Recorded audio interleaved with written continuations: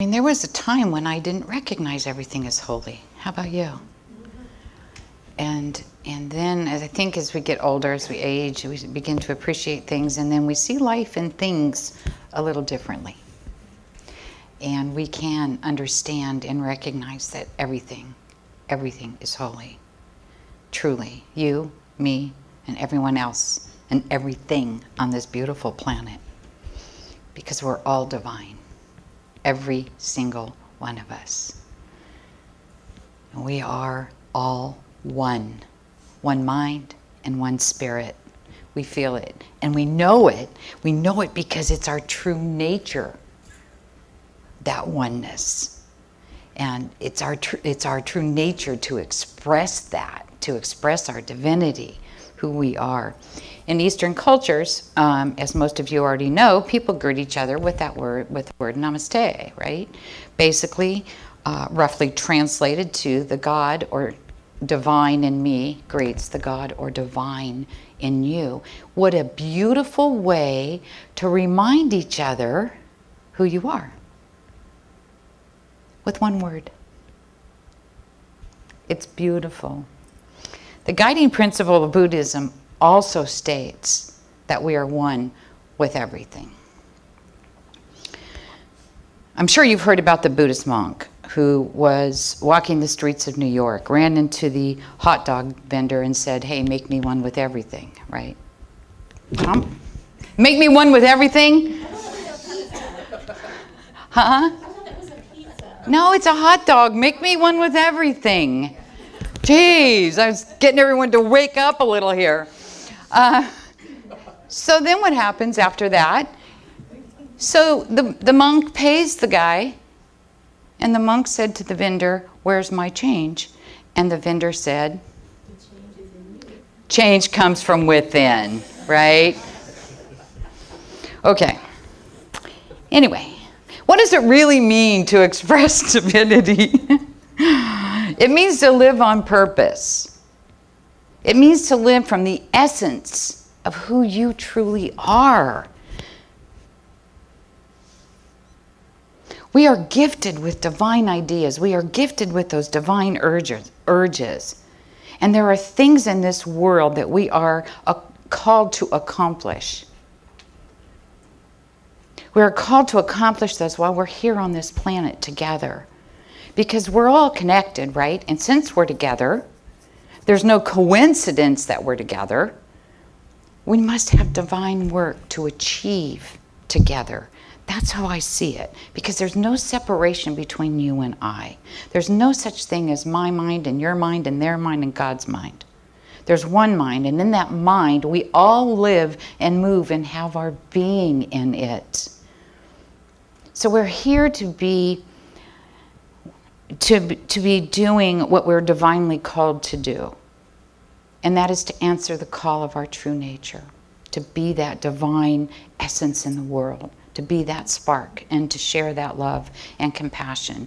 Ernest Holmes from Religious Science said, "In each one of us there exists the divine image of ultimate perfection, for God indwells everything it creates." And that's the truth. We all have that divine perfection within. Our limitation is only one thing: our own inability to see that perfection in everything that exists. We all have that divine urge with that inner desire to express life, the desire to do more, to accomplish more, to be more completely happy, prosperous, well, and all those wonderful good things that we talk about.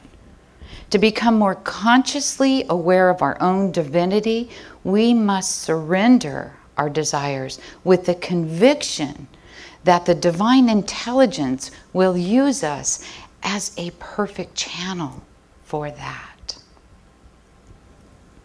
The reading that Nathan shared is a great reminder to reaffirm our commitment to spiritual practices, to express our divinity. And it is a commitment. I know you have found that out. And that commitment is one that brings the presence of grace And that grace lifts us out of our difficulties, our challenges in life, and helps to resolve those life situations in favor of our personal growth. It's also true that when we get into that place of awareness, there are no questions. There are no answers. It's all God. And we see that very, very clearly. We understand there's only divine creativity at work, and it continuously brings to the surface in us something beautiful, compassionate, and giving, and that transforms our life into a great blessing, an even greater blessing than we already are. Ernest Holmes also wrote, if we look at love long enough, we shall become lovely, for this is the way of love. God is love. And he goes on to say, if we seek the divine in men and women, we shall find it. If we seek it, we will find it. It is there, because each and every human being on this planet is that same divine essence. And I repeat, that divine nature is in everyone. We are each and all made from the same source. And we each and all return to that same source when our time here on this planet is complete. We're made of that eternal stuff, designed after that divine pattern of perfection, that divine pattern of wholeness. The image of God is imprinted upon each one of us. And we all reflect the divinity to whatever degree we're aware of it. So we get to take that responsibility, right? To whatever degree we're aware of it. And I think that is probably one of the most important reasons we come together as community, to be reminded of that. To remember that we are divine. And to remember that each and every single other person in the world is divine too, no matter how we see them at this particular moment, no matter how we feel about somebody, doesn't make them any less. So to contemplate that divine life is the essence of what I'm talking about this morning. Thomas Troward tells us that the divine spirit is the limitless potential of human life, which means that the human is really divine and will always and ever evolve into newer and better states of conscious being.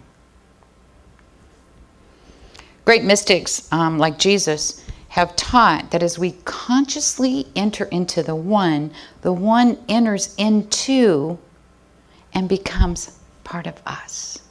It's already there, but it's all about that recognition. Our oneness, our connection to one another is why it's impossible to perform a random act of kindness without feeling different, without feeling changed, without feeling as if your own troubles have been lightened, because they have been. In that moment of random act of kindness, and try and bring one to mind that maybe you've done, the world has become a slightly better place in that moment, hasn't it? By your one small act. And that's a really good thing to remember, especially right now, because there's a lot of fear and ickiness, if I may say so, going on in the world. So let's remember this, that kindness can build on itself as much as fear can. Kindness can build on itself as much as fear can. We get to choose. Which way do we want to be? If we can see and recognize everyone as a divine being, just like we are, it can cause an awakening, a stirring of that divinity, sometimes concealed in other people. Because if we can see it, maybe eventually they will see it. We can look at millions of forms of human beings, different shapes, sizes, colors, ethnicities, and know that they all come from one source. there was only one type of human, right? It's humanity. There's only one humanity, and we all get to belong to that. And that's what we saw in Gibraltar. That's what we felt. Nobody was different than anybody else because they were all one. One community, one family. Sure, I'm sure that don't get along with everything. Who does, right? But they're living side by side and doing that harmoniously. That really struck both of us because it was so powerful. The spirit which animates us is the same spirit that animates all of life. Everything that's alive. It's the same spirit. Ernest Holmes said the only guarantee of our divinity is in its expression through our humanity. Wow. So let's recognize our divinity as that sacred refuge. Let go of all that fear. Let go of that resistance. The divine plan is one of freedom. And that's the image that lies within each and every one of us. The freedom to do, to be, to have. It is the birthright of every single living soul on this planet. It includes us too. Gotta love the Dalai Lama, right? This is one of the statements that he has written that I couldn't agree with more. Every religion emphasizes human improvement, love, respect for others, sharing other people's viewpoint, and suffering. On these lines, every religion has had more or less the same viewpoint and the same goal. Isn't that what we teach? Everything is the same at the core. It's the golden rule. It's the theme that runs throughout all of these different traditions. I won't go through all of them, but I have a lot of them. And the golden rule is basically the same, is it not? Is treating somebody as if they're divine. The Baha'i faith. Blessed is he who prefereth his brother before himself. Buddhism, hot dogs, kidding. Just want to see if you're listening. Buddhism, a state that is not pleasing or delightful to me, how could I inflict that upon another? Hinduism, this is the sum of duty. Do not do to others what would cause pain if done to you. Pretty simple. Islam, none of you truly believes until he wishes for his brother what he wishes for himself. Jainism, in happiness and suffering, in joy and in grief, we should regard all creatures as we regard our own self. They went on to say creatures, not just humans, right? And of course, Christianity and Judaism is thou shalt love thy neighbor as thyself. And I think we all know that one. Native American, do not wrong or hate your neighbor, for it is not he who you wrong, but yourself. We've all heard that too. Roman pagan religion. The law imprinted on the hearts of all men is to love the members of society as they love themselves. Now, that's Roman pagan. That's a few years ago. The Shinto religion, be charitable to all beings. Love is the representative of God. I love that line. Love is the representative of God. And Taoism, regard your neighbor's gain as your own gain and your neighbor's loss as your own loss. They're all saying the same thing. We're all one. And they all have this absolute reverence for life, for all of life. Humans are potentially perfect. You know what gets in the way? Free will and self-choice, right? And those things cause us to appear, and I say appear, imperfect. In reality, we can't be damaged. All we can damage is some particular image of ourselves, because our divine essence is always intact. That divine urge within us is God's way of letting us know that we need to continue to push forward, to move forward, to recognize that which is awaiting our acceptance. We are surrounded by a spirit of living intelligence, eternal givingness, love, goodness, and a power that it wishes to express itself through us.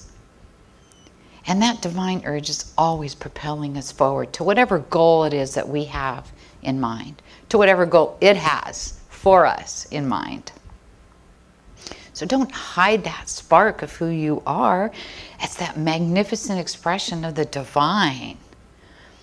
I do want to close with this, with these thoughts. May today there be peace within.